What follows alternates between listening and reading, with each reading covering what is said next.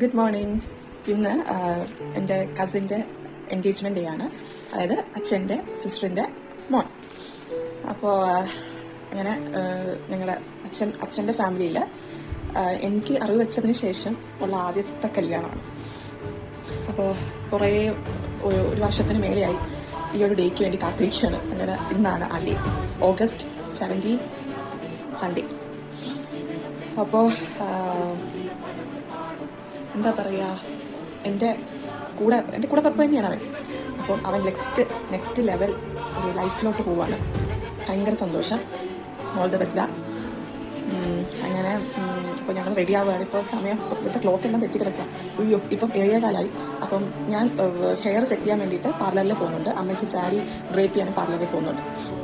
ബാക്കി മേക്കപ്പ് ഞാൻ തന്നെയാണ്. കാരണം ഒന്നാമത്തെ കാര്യം എൻ്റെ മുഖത്ത് മേക്കപ്പ് ചെയ്തില്ല.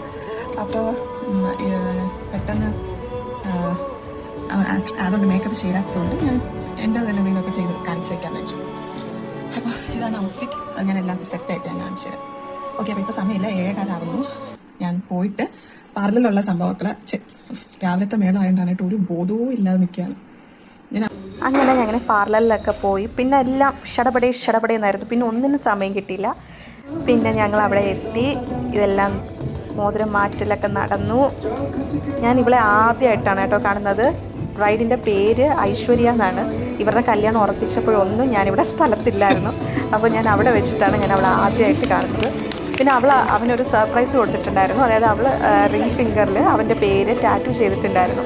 അപ്പോൾ അവൻ അവിടെ വെച്ചിട്ടാണ് ഇത് കാണുന്നത്. അതിൻ്റെ ഒരു എക്സൈറ്റ്മെൻറ്റാണ് ആ മുഖത്ത് കാണുന്നത്. പുറകിൽ നിൽക്കുന്നത് ഐശ്വര്യയുടെ പാരൻസാണ്. ഞങ്ങളിവിടെ എനിക്ക് വീഡിയോ എടുക്കാനുള്ളതുകൊണ്ട് ഞാനിങ്ങോട്ട് മാറിയിരുന്നു. അവൻ്റെ പേര് അഖിലെന്നാണ്. അഖിലിൻ്റെ അമ്മയാണ് തൊട്ടടുത്ത് നിൽക്കുന്നത്. ഞാൻ ഭയങ്കര ഹാപ്പിയായിരുന്നു.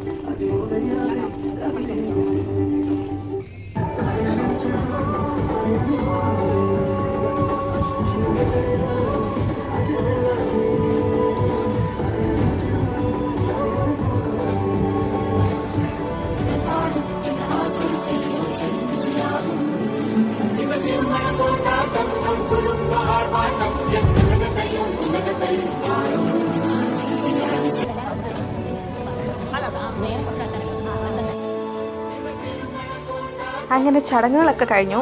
ഇതായിരുന്നു എൻ്റെ ഔട്ട്ഫിറ്റ് കേട്ടോ. ഇത് പിൻട്രസ്റ്റിൽ നിന്ന് ഞാൻ ഒരു റെഫറൻസ് എടുത്തിട്ട് ഞാൻ മെറ്റീരിയലൊക്കെ എടുത്ത് തയ്പ്പിച്ചതാണ്. അങ്ങനെ പരിപാടി കൊടുത്തിട്ടുള്ള നമ്മൾ അന്ന് തന്നെ കൂലി ഫിലിം വൈകിട്ട് ഞങ്ങളെല്ലാവരും പോയി കാണുകയും ചെയ്തു. ബൈ.